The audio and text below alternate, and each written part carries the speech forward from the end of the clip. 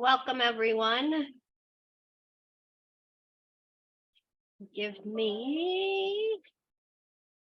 All right. I think there'll be a few more people trickling in. I am going to go close the door really quickly so that there's no noise.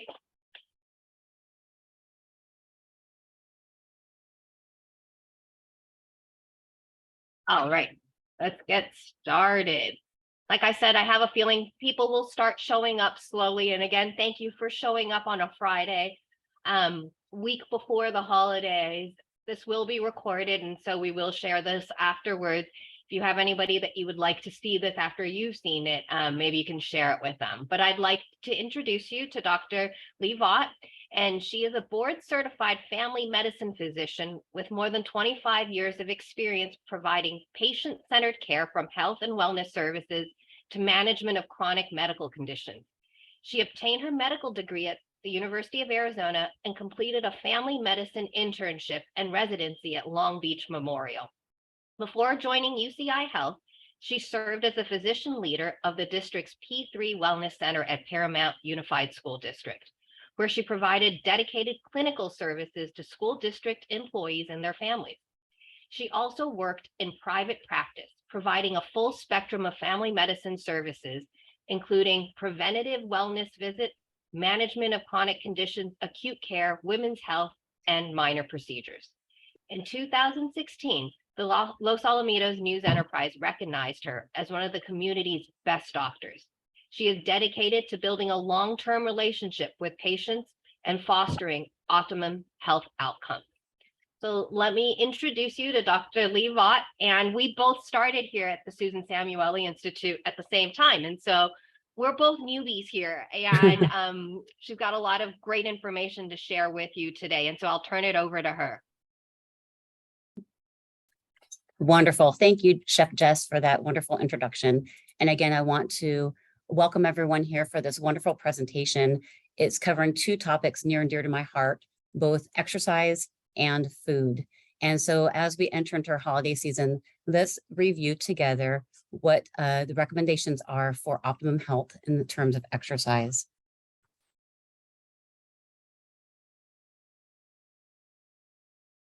Excuse me, let me see if I can advance my slide.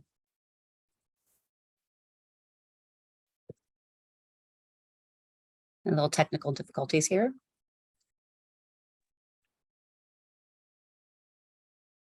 There we go. So today's talk is going to be focused on how much to exercise.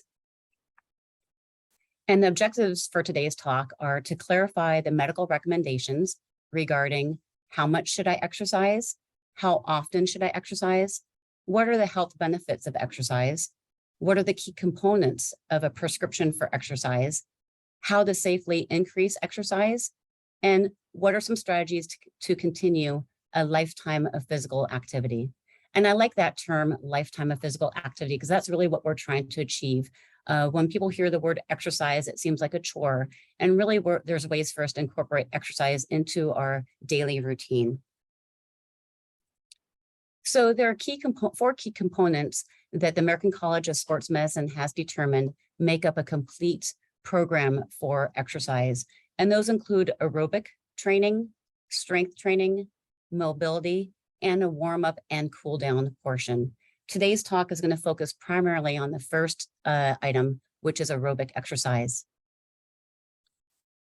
In 2018, physical activity guidelines for Americans were published in JAMA, and that includes 150 minutes a week of moderate to vigorous aerobic exercise with muscle strengthening activities on 2 days during the week. And we'll explore further how that 150 minutes can be broken down. We know now, actually, that a sedentary lifestyle may be even a stronger predictor of mortality than other known medical risk factors, such as smoking or hypertension. Let's think about that. The risk of inactivity is actually a stronger predictor of mortality than other risk factors. And we know that inactivity is one of the most modifiable conditions that we have control over. There are other things in our genetic makeup and our family history that we have no control over, but the amount that we move our bodies is actually within our control, within certain measures and certain guidelines. There are numerous benefits of aerobic exercise, both that are evidence-based and evidence-supported. Of course, there's cardiovascular benefit with aerobic exercise. There's longevity, decreased mortality in those people who are shown to be more active. It's the ability to improve your endurance. It gives you the ability to set some goals, fitness goals. It helps with bowel regulation. Oftentimes when I have a patient who comes to me complaining of bowel dysregulation, whether that's constipation or diarrhea, in the absence of intestinal disease, I do highlight, first of all, how much fluid are you taking in? What's your fiber content of your foods? And just as importantly, how much you're exercising. Those three components do help to regulate our bowels. It does help to improve our sleep. Aerobic exercise is a great mood stabilizer. We know that exercise releases all those feel-good hormones, norepinephrine, epinephrine, dopamine, and serotonin, some of which we can get in pill form, but with movement, we can release those for anti-anxiety effect and also antidepressant effect. Aerobic exercise also helps us to build community, depending on the activity that we do. It provides a level of competition, social enjoyment, joy, and of course, the sense of accomplishment. One benefit of aerobic exercise I failed to put on the slide is also some of the beautiful work that's being done here at UC Irvine and the neurosciences department is helping to prevent dementia and helping with prolonging our cognitive function. And I'll highlight that a little bit further later on. So let's go further into what does aerobic exercise look like. Back in my private practice days, before we had electronic medical records, which is that computer that we all see now in all of our exam rooms, when we're still on paper, I would commonly pull out a prescription pad. And similarly to giving a prescription for medication or certain foods to eat, I would often give patients a prescription for exercise. And as simple as that sounds, it's actually been documented that physicians can play a significant role in providing an exercise plan and encouragement for patients along the way. And I do want to emphasize that in the community, there are other key players that help patients with exercise programs outside of the physician's office. And we like to employ our other colleagues in physical therapy, health coaching, personal trainers, sports trainers. There are other people who can play a role in this plan. But in the confines of a medical office, there are 4 components to an exercise prescription, and that follows the acronym for FIT, F-I-T-T. And we'll focus on that. The first part of the acronym, F stands for frequency, which is the number of days per week that a patient should exercise. I stands for intensity, low, moderate, or greater, more vigorous exercise. T stands for time. How many minutes per session should the exercise or activity take? And what type of exercise or activity are we focusing on? Endurance, strength, or mobility? So the old adage, we're going to borrow from Nike, just do it. Again, reflecting back on that previous statement, that inactivity in of itself is a major risk factor for mortality. So for a lot of patients, my encouragement is just to get started. And so there are various strategies to get started. A simple one is during the work week or during the weekday, just to start walking more. Increase the activity of walking, whether it's for exercise or just leisurely walking during your day-to-day life. And then on the weekend, focus on exercise, which is that activity. Other ways to start would be to incorporate movement into your existing daily routine. Some simple strategies include parking the car further, even 5 minutes further from your place of business or from your home or for groceries. So you have to walk 5 minutes to your place of work and then 5 minutes back. And that simple technique increases 10 minutes of walking, which seems very rote, but in a given week, that's 50 extra minutes in a work week that you're walking. Taking the stairs instead of the elevator or escalator. We all have access now to great technology at our desks with standing desks that put us up and down, and also walking desks with treadmills where you can attach a computer or even a workstation. So when starting an exercise routine, what does that look like? This is taking someone who's relatively inactive and trying to safely bring them to a level of activity that's sufficient to meet that 150 minutes of exercise a week. With each stage, there is a risk of injury or overuse. So that's why this prescription, which has been well documented, is really kind of a protocol for taking someone relatively inactive up to a lifestyle of activity. So the initial conditioning phase can last for about a month. It's 4 to 5 weeks in duration. It's with a frequency of 12 to 20 minutes per session, and it's 3 times a week. And the target for that would be a maximum heart rate of about 40 to 70%. So a maximum heart rate is calculated by 220 minus the patient's age, and then 40 to 70%. So in this scenario, if we take a 60-year-old individual and 220 minus 60 would be a maximum heart rate of 160, and then 40 to 70% of that would be somewhere in the 64 to 112 beats per minute range. So this phase is to get your body acclimated to the activity, to get it accustomed to it, to get your body limber, your stability, and your movement. After the initial conditioning phase, now we're moving on to improvement stage. And whatever that chosen activity is, I use walking because it's simple and easy. This next stage of improvement lasts for 4 to 5 months. As you can see, the sessions, though, are getting longer and in some cases more frequent. So you've gone from 12 to 20 minutes per session up to 30 to 45 minutes, and more frequently, 3 to 5 times a week. I think of this as almost the daily exerciser. Initially, you're having rest between each days. You're working out maybe Monday, Wednesday, Friday, or Wednesday, Friday, Sunday. And now you're really doing this mostly on a daily basis. As you can see with the longer duration and the increase in frequency, there's a little bit of an increase in your heart rate also. So that target heart rate, again, for the 60-year-old individual is now going to be somewhere between 96 to 136 beats per minute. And that's a little bit harder to sustain for a longer period of time and more frequently. After the first couple months of the new activity, now you're on to your maintenance stage.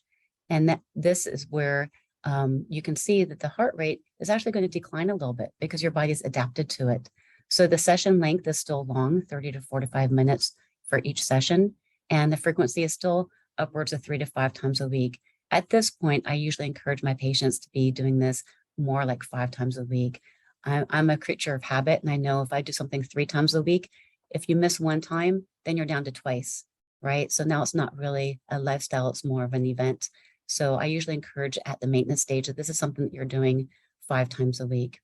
And your maximum heart rate between 50 and 85, it's dropped a little bit on the lower end, and it's closer to 80 to 136 beats per minute. Again, this is for a 60-year-old individual. So I paused to show you, this is the starting line of an endurance event that actually happens to be the Surf City Half Marathon held here locally in Huntington Beach. It's every February during actually the same weekend as the Super Bowl Sunday. And I use this as a highlight, not that running is for everyone. A lot of people in this picture are going to be walkers from start to finish, and some people run walk. And if your mobility and stamina could inspire you to do such a thing, what I love about that maintenance initiation, maintenance phase is often used in training programs. So back in 2008, I decided to run in my own first half marathon. I was inspired with a couple of girlfriends. We signed up for an event. We found one that was called the Nike Women's Marathon, and it checked off a lot of boxes for us. It was in San Francisco, a beautiful venue. It had hills. It had Ghirardelli chocolate at different stations. There was a champagne toast at the end. And probably the biggest inspiration for me was at the finish line, we were going to all be presented with, instead of a medal, a Tiffany necklace. So I thought, I can run 13 miles for a Tiffany necklace. And so at the finish line was going to be a San Francisco fireman dressed in a tuxedo with a silver tray. At least this is what they said on the promotion, and the turquoise box, and we were going to be presented with a Tiffany necklace. I was not a runner at that time. I was active, but running was not in my wheelhouse, and running a mile seemed like really nearly impossible.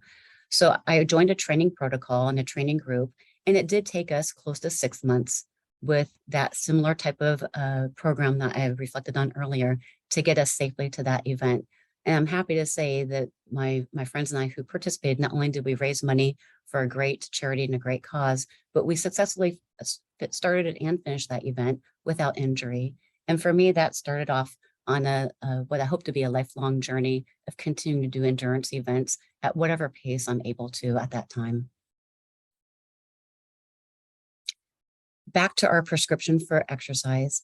The second component of the FIT prescription has to do with intensity.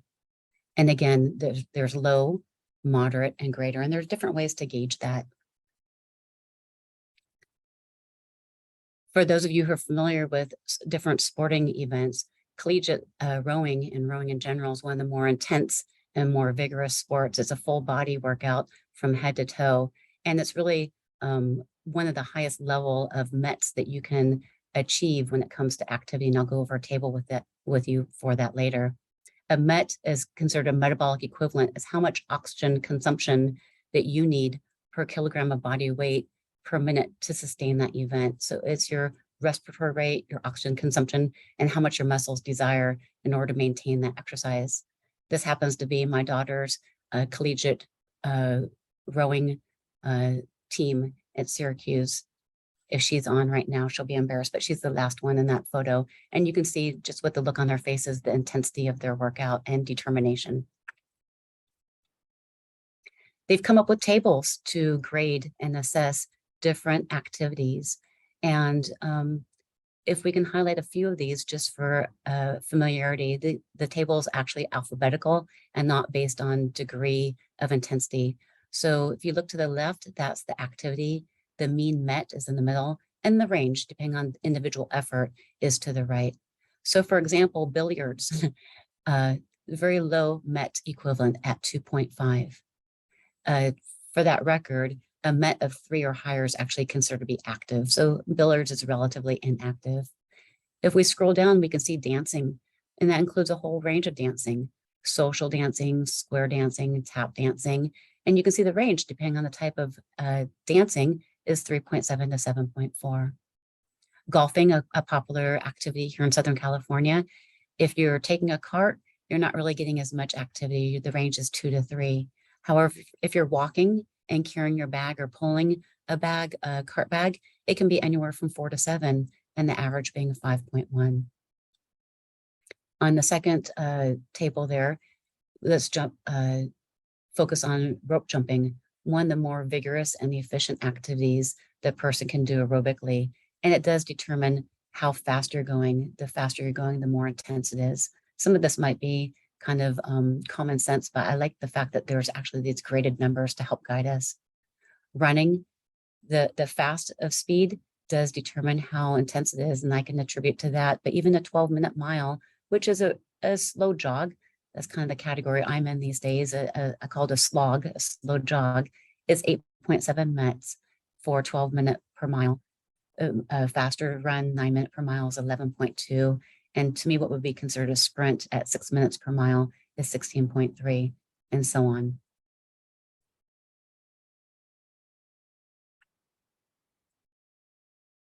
In summary, they've concluded that increasing the intensity of your aerobic exercise can actually produce similar benefits cardiovascularly in a shorter period of time. For example, 15 minutes of jogging appears to confer the same health benefit as 30 minutes of moderate intensity walking. And of course, increasing intensity can also be with taking stairs or running up them or walking up them, creating inclines in your workout, going for a hike where there's a little bit of incline, changing the terrain. Other less calculated measurements of intensity is your perceived exertion. And that's measured on a scale of 6 to 20, with over 15 being hard work. So you've all heard, I'm sure, the analogy that if you are if you're working out moderate intensity exercise, you can talk, but you really can't sing. And if you're working out vigorously, you might have difficulty maintaining a conversation. So I usually tell my patients as they're walking that they can have leisurely conversations in short sentences, but maybe save the full conversation for after the event when they sit down on the bench and have coffee or socialize with their walking partner. We've covered the frequency, the intensity, the time, which is the target of 150 minutes per session in a graded response all the way up from initiation to the maintenance phase. And now we're going to focus a little bit on the type of exercise. And I do keep highlighting walking because we know it's simple. It requires no equipment other than a good pair of shoes, walkable terrain. And it's something that's easily measured for those people who want to start placing goals for this.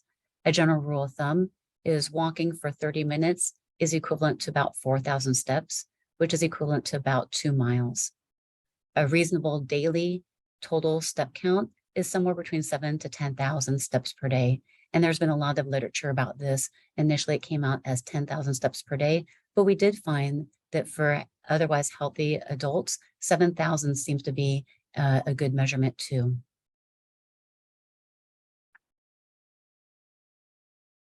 I love this photo for a variety of reasons. I don't know if those of you on this lecture can recognize that place. It happens to be a low tide at this time. If you can see that, it's a cove. And to the left, there's that beautiful building with the saltillo tile roof. So this is La Jolla Cove, La Jolla Shores Cove. And to the left is their La Jolla Beach and Tennis Club, one of my most favorite places, both for the water, the tennis, and of course the beach. And they're walking on the beach are my parents. This picture was actually taken March 11th of 2020, right as we were entering to the closures of the pandemic, March 13th, 2020. There was a very monumental study that was published in Lancet a little bit over 10 years ago now, showing that the simple activity of walking just 15 minutes per day, which is 90 minutes per week, mind you, that's still lower than our 150 minutes per week that guideline, still confers a 14% reduction in mortality. This study was done actually with over 416,000 people in Taiwan by the Taiwanese Health Department. They followed 416,000 individuals and assessed through questionnaire what their activity level was. And it was 5 different groups: inactive, low, medium, high, and vigorous. And over the 8-year follow-up for all of these citizens, there was a 14% reduction in all-cause mortality over that 8 years. I find that to be just incredible. I don't know if there's a medicine that I could prescribe with no side effect and no cost where I could make that claim that this is going to be a 14% mortality reduction for you. And interestingly, it was 14% all-cause mortality, not just in cardiovascular, but in cancer deaths too. Extrapolating that further, slight increase in activity actually conferred an additional reduction in mortality. So for the group that went 15 minutes additional per day, so from 15 minutes to 30 minutes, there was an additional 4% reduction. And patients who went 15 minutes more, from 30 minutes per day to 45 minutes, there was an additional 4% reduction. I find that to be so inspiring. So once you've started an exercise routine or once you're contemplating one, how can we increase our exercise compliance? Because as we saw, once you get to the maintenance stage, things tend to plateau. And sometimes we need some additional inspiration in order to keep our motivation level high. Of course, finding a partner, someone to meet at the street corner, someone who's going to meet you at the gym, someone you're accountable to. Adopt a dog. I love this recommendation. They actually studied a group of 6,000 people in Michigan here in the States, and 41% of them own dogs. And they did a survey of them of how much activity that they participated in, leisure activity and walking their dog basically. And there was a definite improvement in the amount of activity that most dog walkers did have compared to their non-dog walking counterpart. Sadly, there still was a group who owned dogs who did not walk at all. I find that particularly sad because now we have an inactive human and an inactive dog. But other options, ideas for increasing your exercise compliance also include joining a group or a team, exercising at home if transportation, if time is restrictive. I know during COVID, I jumped on the bandwagon and I purchased a Peloton exercise bike, and I found that to be hugely beneficial to me to not have to get in the car and drive somewhere. And it helped to break up my exercise routine and make it more efficient, especially at the time where gyms were closed. Now we have the option of going back into an indoor setting, thankfully, with our COVID protocols.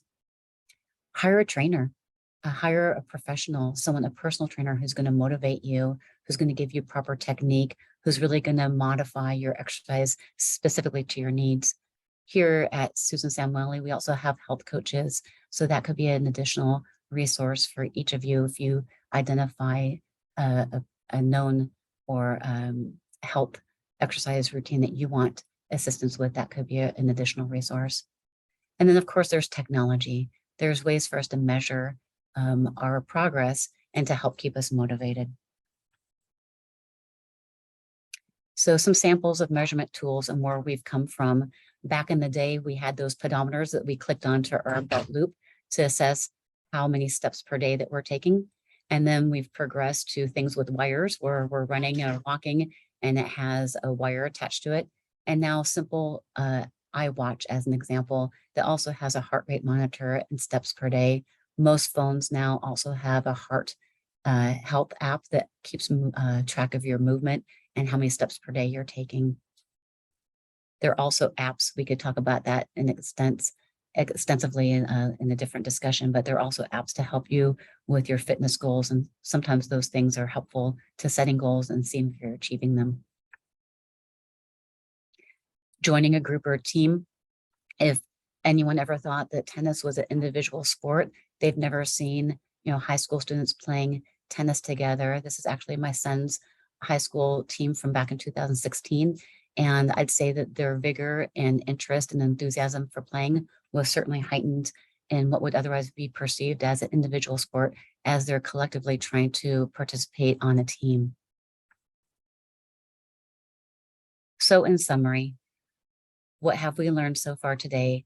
We know that a little leisure time physical activity is better than none. We know that more is actually better than a little. And we know that we need to increase the intensity, duration, and frequency over time.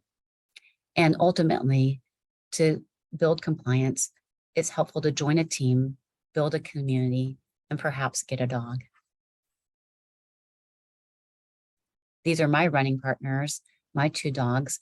And after I run, I let them loose on their leash and they get some additional steps in beyond what I can wear them out with. And this is a slogan that I love, run like a girl. I think that we all have the ability to achieve long distance events if desired. And that's my chosen exercise is long distance running for now. And as I run, I also find inspiration in different architectural features in other people. And this is a photo I took in Providence, Rhode Island when visiting there in the fall. And I love it spoke to me because it's Independence Trail. And there in the middle, it says the word hope. So my hope for you is you found some value in a couple of the details I shared with you today. As we go into the holiday season, and especially reflecting on our New Year's resolution, that one of your resolutions will be how to increase your leisure time physical activity and to set some goals in that department. Thank you so much for your time. And I look forward to fielding some questions and answers as Chef Jess is giving us the wonderful culinary demonstration.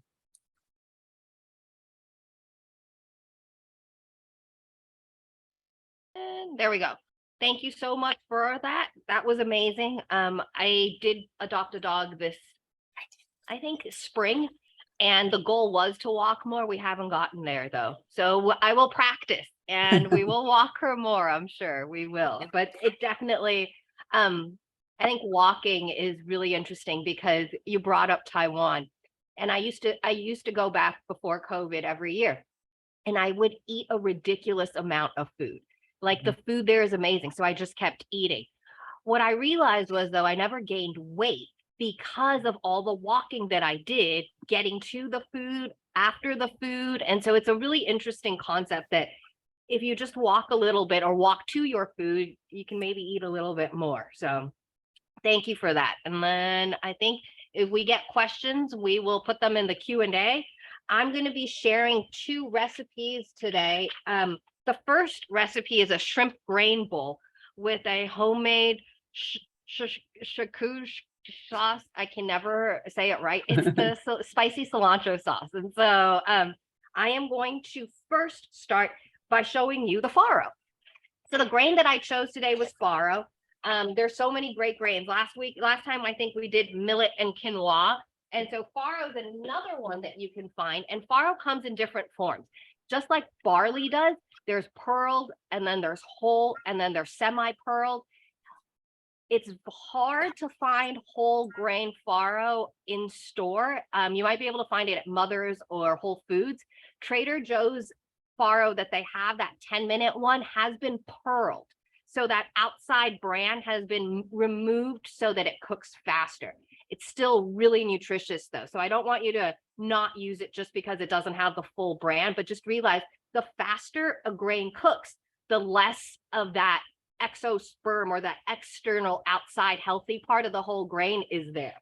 So I use my handy dandy Instant Pot as usual. Whoop. All right. And so I have farro in here, and let's just, oh, sorry. So we're going to let that escape a little bit. When you're doing this on the stove, this is my biggest tip, cooking farro. Use an excessive amount of water. Don't treat it like rice. Rather, treat it like a grain that you're going to cook in a lot of water and then drain out the extra water. Don't be afraid of draining out extra water. It's not sticky like rice. It's very, very, very forgiving. So I'm going to get it. My camera's getting all steamed. There we go. Oh, almost there.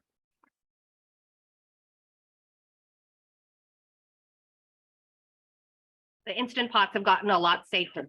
Not that the other ones weren't, but there we go. So I have a lot in there, and it's still steaming. And there's still liquid in there. I want that liquid, and I want a little bit of it. It's fine if there's this much, like I said, because we're going to drain it. But this is what we're going to do. We're going to add to it.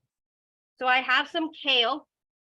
You can use kale or you can use baby spinach, either one.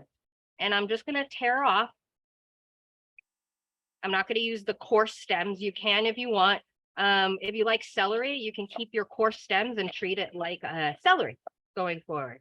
Collard stems, kale stems, kind of act like that for you. So I've got that. And then I've got a little bit of garbanzo beans. So what I'm going to do is I'm going to actually put it right in here. Hot. There we go. I'm going to mix it up. And then when I'm ready to serve, all I'm going to do is strain it. And that'll be the bottom of my bowl. So I'm going to set that aside for now. That residual heat will cook that kale or baby spinach, whichever one you choose to use. Meanwhile, we'll get our protein together. Shrimp and veggies. So I already did half of this for you. You'll get the recipe, but I'm going to give you the biggest trick for protein. So whenever we're cooking protein, it dries out, whether it be chicken, pork, shrimp is one of those. And if you've noticed online recently, there's a trick, and the trick is to use baking soda. And so you use a little bit of baking soda. And why do you use baking soda? So baking soda increases the pH of the meat, so it makes it less acidic. And then it helps the meat retain its moisture then. So what ends up happening is the shrimp will get really plump, or whatever chicken or whatever it is that you're using. 15 minutes is all that you need. And then you can even rinse it off if you want, if you're that worried. But then blot it dry. So I already marinated this for 15 minutes. And then I'm going to add my spices. So we're going to use a little bit of turmeric. I'm doing half and half. That's why. little bit of smoked paprika, a little bit of salt and oregano, and then I'm going to give that a good mix. Oh, there's pepper in there too, sorry. Whenever you're using turmeric, you want to use some black pepper to get that so that you get all the good stuff out of it. So now Chef I'm going to, Jess, this is Dr. Lee Vogt. Can you clarify how much baking soda? Was it just enough to coat the shrimp? Is that what you did? about a quarter teaspoon. So we Thank want you. about a quarter teaspoon for about a pound of meat. That's it. Thank you. No problem. And then the other thing is, if you like that whole baking soda idea, you can take it a whole step further with chicken and use baking powder. So baking powder is baking soda mixed with cornstarch. And what happens when you use baking powder is that it creates almost a crust. So not only are you retaining the moisture, you'll create a crust with the cornstarch that's inside that baking powder. All right, so that's for the shrimp.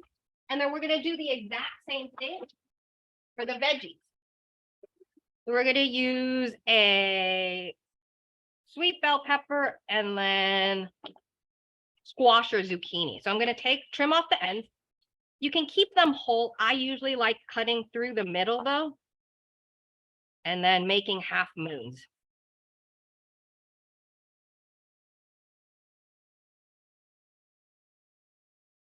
Oh, and I forgot to prep up. I wanted to show you IKEA. I swear I should sell products on TV. Okay, so IKEA has these really nice, I don't know if you can see it. Oh yeah, okay. So they have this tray now that you can keep at the edge of a cutting board, okay? So all you have to do is just push it in there. And they come in packs of 3, so I keep one for trash. So one side is for trash and the other side is for my cut produce. So I can collect it all now. And it doesn't go anywhere. Oh, I love that. That's wonderful. Yeah, it is. And I'm sure it's a lot cheaper than anything you can buy it, like Sur La Table. So go ahead. I think it's $3.99 for 3. So I've got the bell peppers ready to, I'm sorry, the zucchini ready to go. I'm going to put that in here. And then I've got my sweet bell pepper.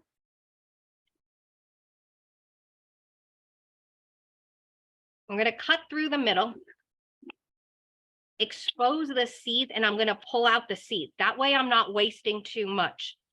I'm just wasting that little bit of a seed. Oh, no, the stem, sorry.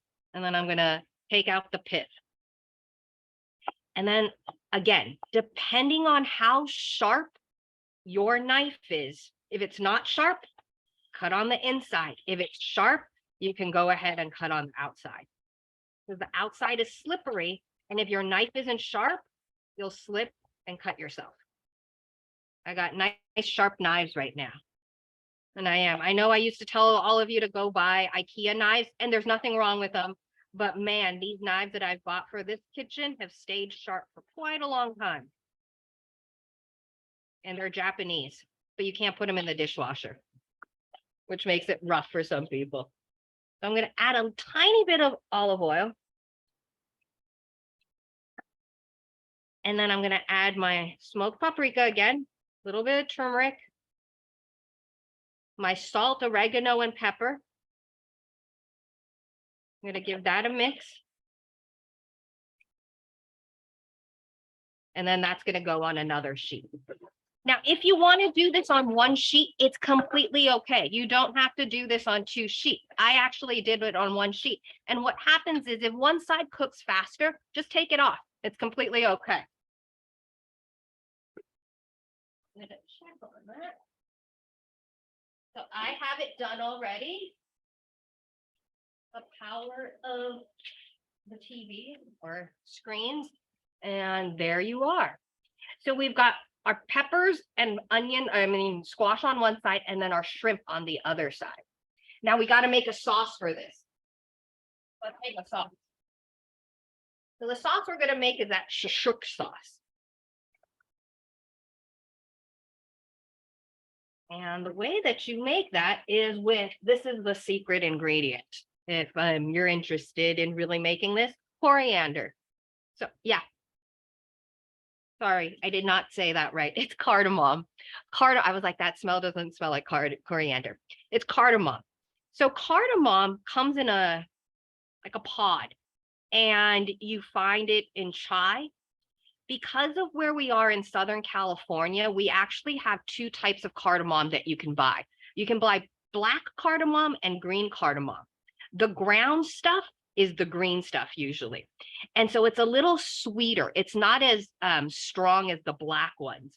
If you buy the whole seed or you buy the whole pod of cardamom, you need to break it apart and you need to take the little pods out. Those are the things that you're grinding, not that whole outside.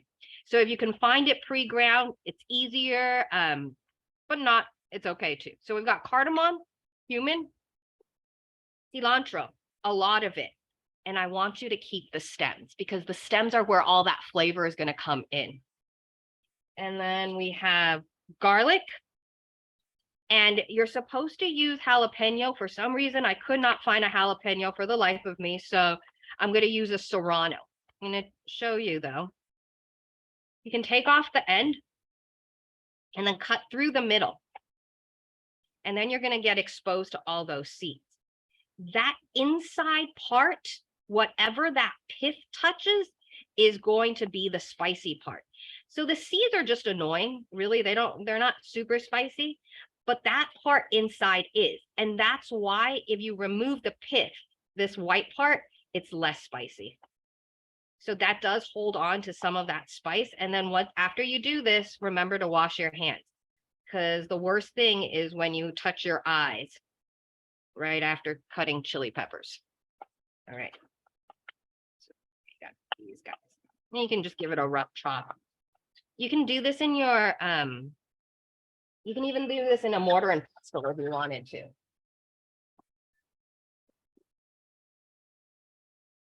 Right. Let's get blending. Like I said, food processor would work just as well. I mean, mortar and pestle. I'm gonna tell you, the Japanese have a mortar and pestle that has little edges on it. I like that one a lot more these days. I feel like that's been a better mortar and pestle than any of the other ones I've gotten. All right, I'm gonna put my cilantro with the stems, because that's where all the flavor is. Cumin, coriander, and then our garlic cloves.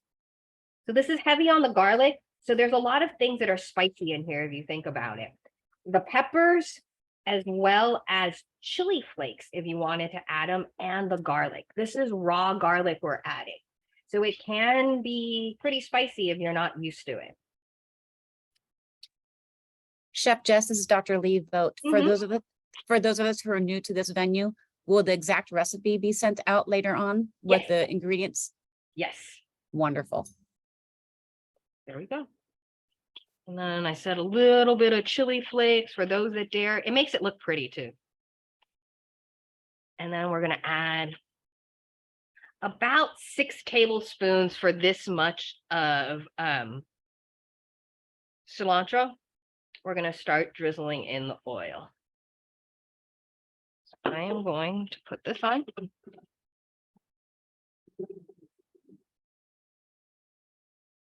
And with the motor running, you can keep adding oil. So this is fun. Sometimes I'll do this. I'll add oil, but I will also go as far as adding water into it. So I'm gonna Chef Jess, if you can slide a little to the right. Like, I'll scooch it over. There you go. There you Thank go. you. And of course, I have really big food processor, so it takes a little bit. What kind of oil are you using? Olive oil right now. And in this kitchen, we tend to use more avocado oil than anything else. But for something like this, like a good olive oil that has good flavor, makes a difference.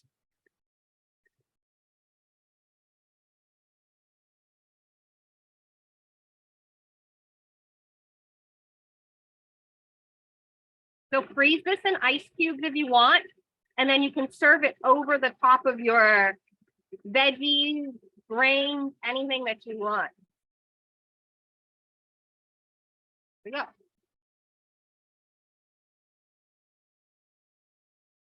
So you've got this beautiful, creamy kind of looking sauce.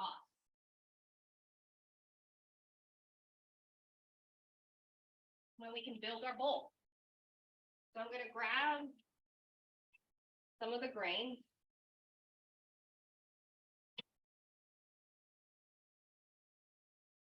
And it helps if your grains have a little bit of, like if you cooked it with veggie broth, chicken broth, any of those items, this makes a big difference. There's that.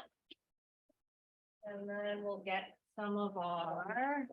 Chef Jess, do you mind lifting that up closer to the camera so we can see what the grains look like? Wonderful. Beautiful. Thank There we you. go. Yep. Okay. And then I'm going to put some right on the side. And then the veggies. So you can make this into a bowl if you want, or you can separate everything like that. And then just grab a little bit of sauce and drizzle it all over the top. I There you love go. the idea the sauce can be made in batch and frozen in the ice cube trays. I think that gives us a great opportunity to make something very flavorful throughout the week. This too. So you can make a whole batch of this grain and then freeze it. So have it ready, have it in your freezer, and then you can think of all the combinations you can do. You can do black beans with spinach and brown rice. You can do garbanzos with kale and farro. So you can really take this and make it whatever you want as a grain, as a base, and then play around with your proteins too. Cool. So the last dish I'm going to show you. Oh, sorry. And if you wanted to take it up a notch, you could put even more garnish on top. So like I had some parsley and cherry tomatoes. So you can put that right on top too. Just for something raw. Sometimes something like this just needs a little bit extra color, raw, crunch. There you go. It's so beautiful. Yay. Okay. So that's.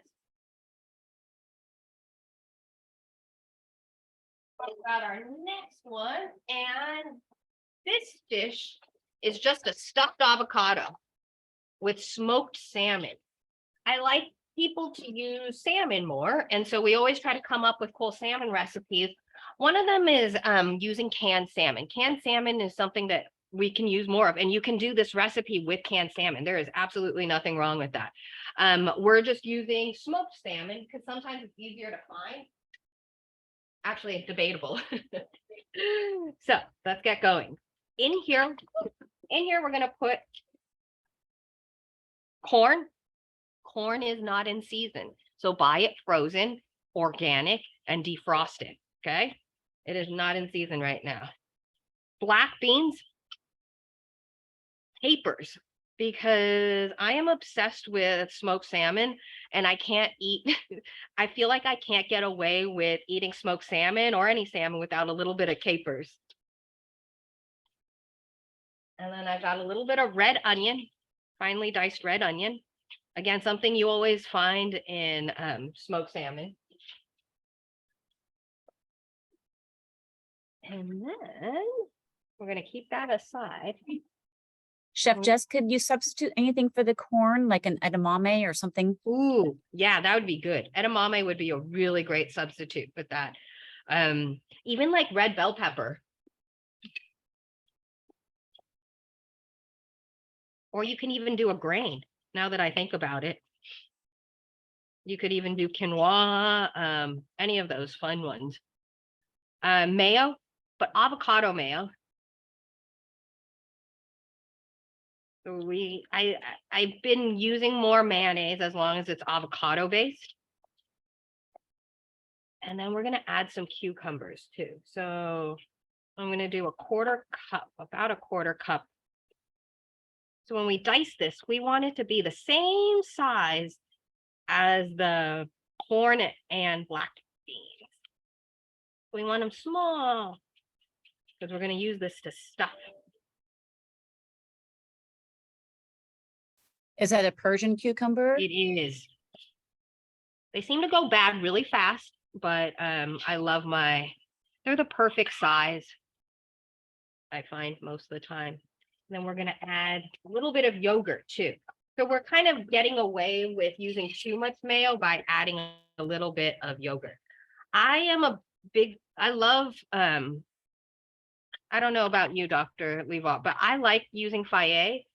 It is not organic and it never says that it does say Greek, but it's not organic. And so I don't know what your thoughts about Greek yogurt are. Or if you have any opinion about Greek yogurt. I don't have a strong opinion, to be honest. I use the Fayet. I love the texture. I love the consistency. If anybody ever wants to try, I swear the Instant Pot makes really, really, really good yogurt too. So if you can make it in your Instant Pot, it's probably one of the best ways. All right, and then some lime juice. Take a lime. Give it a good squeeze. And again, if your lime or lemon doesn't want to juice, put it in the microwave, 20-second intervals, and then roll it around. Okay. So as I'm looking at this, I'm like, yes, red bell pepper would have been really pretty in here too, or some tomato. You can play around with it. All right. So now let's get our avocado.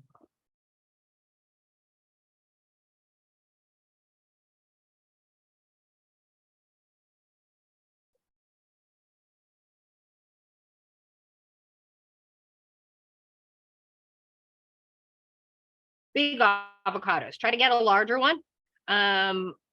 Unfortunately, I did put this in the refrigerator yesterday, which I'm not happy that I did, because what ends up happening is they shrivel a little. Not that they're not okay to use.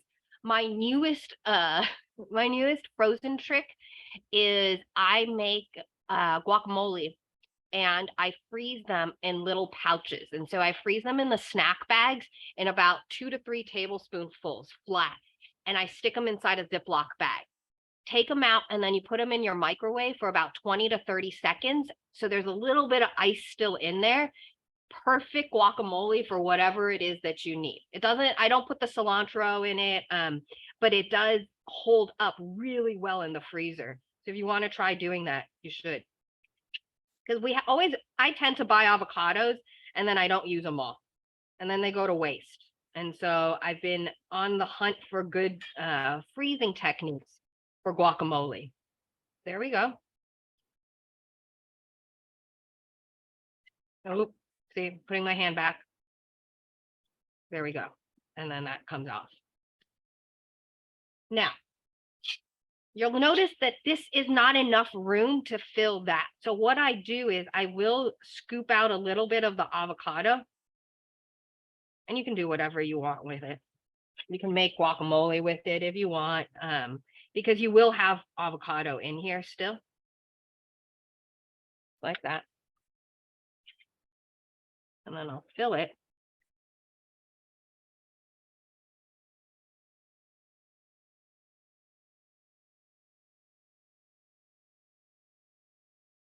Okay. Like that.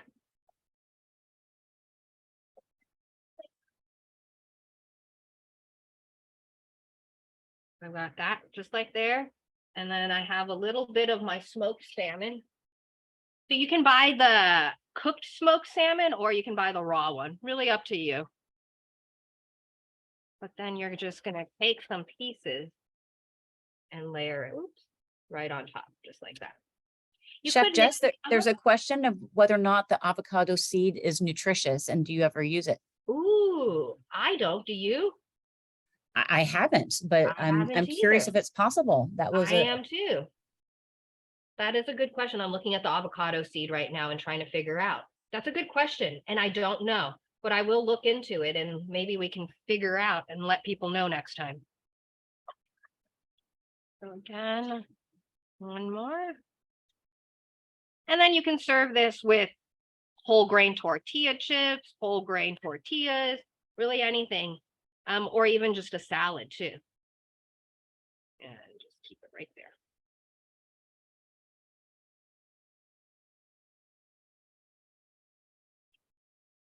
All right. There you are. You got an avocado ready to go, stuffed avocados. So any other questions? Dr. Lee, what do you usually eat for dinner, or what's like your go-to meal after working Oh, out or before workout? yeah. So I work out early in the morning. So my routine after that is to have a protein shake and a banana. That's my morning routine. But for dinner, it's usually, baked chicken, fish, salmon. I love salmon. A hearty salad. I'm big into my greens. I have a garden also at my house. So I have right now some green leaf lettuce and kale, bok choy. So depending on my time, I'll stir fry something. Yeah, I'm pretty simple. I I don't have a lot of ingredients to my meals, but they're usually very fresh. That's good. That's what's interesting is so for everyone that hasn't been over here to the Institute, we have a garden outside, and I will be the first one to admit that I really had no idea what I was doing. And one of the things that I've realized really grows well is lettuce. Like I did not actually think lettuce grew that easily. And I'm shocked at the bok choy and the lettuce, like arugula too, how much it grows even in this cold weather. It seems to do just fine. It does fantastically. It's humbling because it's too much for, one household to sometimes consume. Yeah. And then when you go out, and it's funny because when you go out and you buy bags or like containers of lettuce, sometimes you cannot finish it. And now this idea of having your own garden outside and just taking what you need to is really, really cool idea. I do. I love that. Yeah, it really is. Well, thank you everyone for coming. If we have any more questions, please feel free to ask. Again, we'll post this online, and we will be sharing the recipes out shortly too. So thank you everyone for spending your Friday before the holidays with us. Really appreciate it, and see you next time.